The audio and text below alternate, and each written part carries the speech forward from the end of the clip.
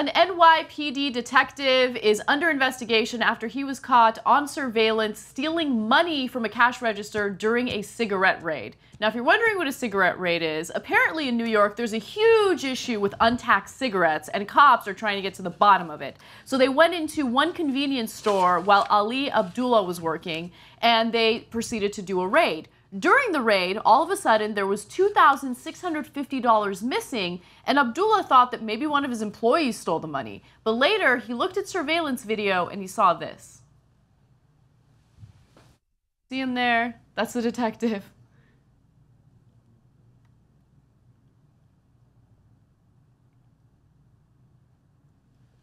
It's kind of hard to see.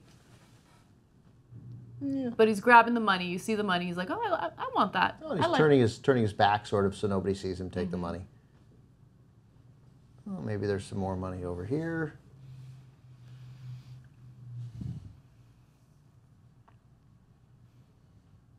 What's he doing now?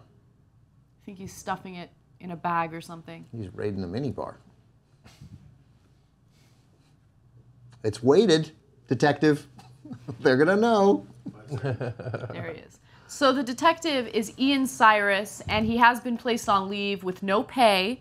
They're launching an internal investigation. Abdullah says, I was shocked it was a cop. I can understand a thief coming inside the store and stealing, but cops? No.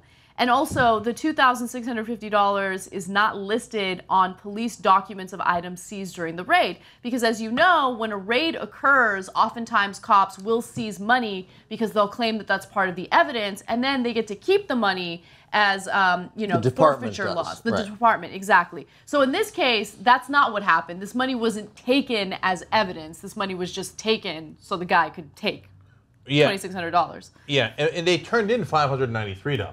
Like, turned in meaning they took it from the register and they turned it in. And presumably, even if it turns out he wasn't selling the illegal cigarettes, he's probably not getting the $600 back. It's my favorite thing. Yeah, we did a story on it recently. When cops seize your money, right or wrong, you get it back only 5% of the time. It's amazing. It's amazing. It's amazing. You should get back every dollar. Yeah, theoretically, you should get the money back with interest. Yeah, I talked to a guy recently. They did that to him. He couldn't believe it. He's like, they just take it and they don't give it back. I'm like, yeah, I know. So people can't believe it until it happens to them. So I like how they're torn. Ali Abdullah, they're like, oh, business owner. We are in favor of business owners, but Ali Abdullah, Okay, well, they apparently had issues with untaxed cigarettes in the past. I didn't realize this was actually a serious issue in New York. Apparently, taxes on cigarettes are so high in New York that people will smuggle them from New Jersey and then they'll sell them untaxed, yada, yada, which is why I love that the cops are getting to the bottom of that issue. Yeah. Right? I mean, look, the Eric Garner case was over loose cigarettes. This is the same untaxed cigarettes. This is the same thing, untaxed cigarettes. Just calm down with the untaxed cigarette thing. You see what happens, you libs, when you implement high taxes? But I actually do agree with that. I think that you have to find the right balance. Like, if you make things illegal, you'll get a black market for it. If you tax them too high, you'll get a black market for it, right? So you got to find the right balance where people go, it's not worth doing the black market. I'll just pay the 25% tax, right? But if you make it like 45%, they're like, where's the loose cigarettes? Yeah. Right? Where's the untaxed cigarettes? Well, yeah, and of course, at some point, though, there might be, even if it's 25%, there might be value in bulk trading of it. And if that's going on, then okay. But I mean, again, somehow a raid seems wrong. I mean, raiding, we're generally against the drug war as it's currently executed. I'm not so sure I want every drug legal, but the raids, everything just feels disproportionate.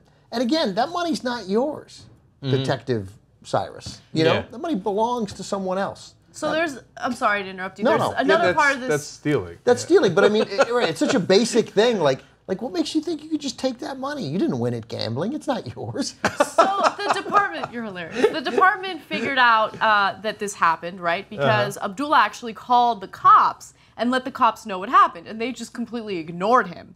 Now, according to WABC, they said Internal Affairs didn't launch an investigation until after the station contacted them.